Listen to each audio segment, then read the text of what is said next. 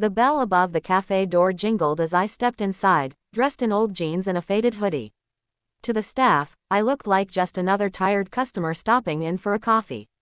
What they didn't know was that I was their boss, the man who owned the very company they worked for. I had decided to go undercover, not for television or publicity, but because I wanted to see the truth, what really happened on the ground, when the titles and polished presentations weren't around. The cafe looked cozy at first glance, warm lights, chalkboard menus, and the smell of roasted beans in the air. But the weariness in the barista's eyes told another story. She couldn't have been more than 22, hair pulled back in a messy bun, apron stained with milk froth. Yet, when she smiled at me and asked, "What can I get started for you?" her voice carried a warmth that spoke of kindness, even in exhaustion. "Just a black coffee, please," I said, watching her move quickly and efficiently. She made my drink with care, even placing the lid gently so it wouldn't spill. I slipped a $5 bill into the tip jar, nodding at her as I took the cup. That's when it happened. The manager, a sharp-dressed man in his 30s with an expensive watch and an arrogant swagger, appeared behind the counter. He reached casually into the tip jar, pulling out the bill I had just placed inside. The barista's smile faltered. Sir," she whispered nervously, "that was for me." The manager leaned in closer, his tone dripping with superiority. "Tips go to me, not you. Remember that." I froze, my grip tightening on the paper cup. His words echoed in my head.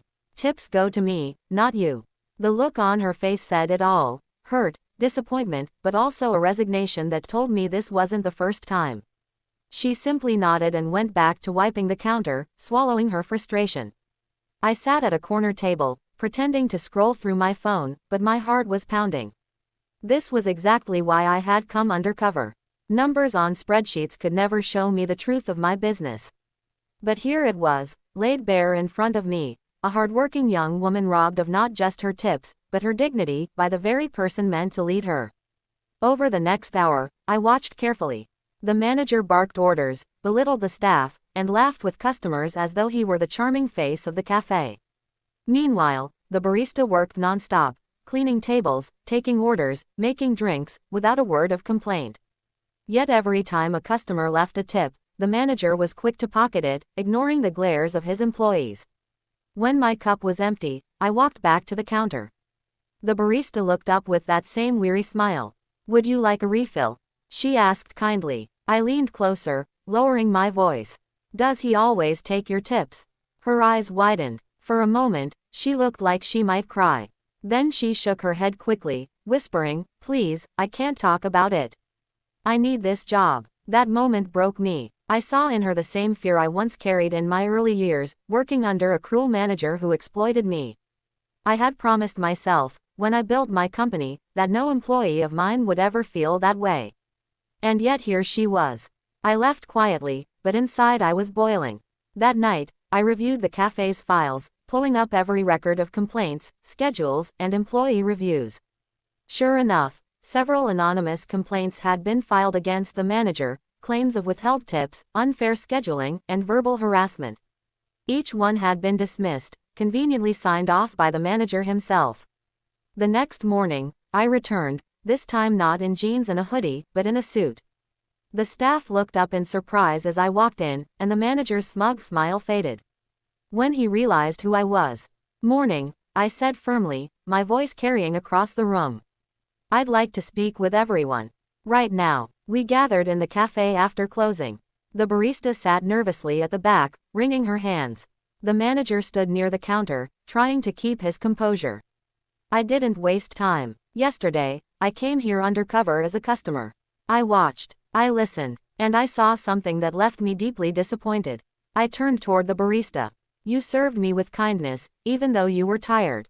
You made me feel welcome. That's what this company is about. But when I tipped you, I watched your manager take it for himself.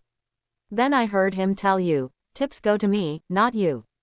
The room was silent, except for the sharp intake of breath from the other staff. The manager sputtered, "Sir, that's not." "Don't," I cut him off. I saw it with my own eyes. His mask slipped, and anger flashed across his face.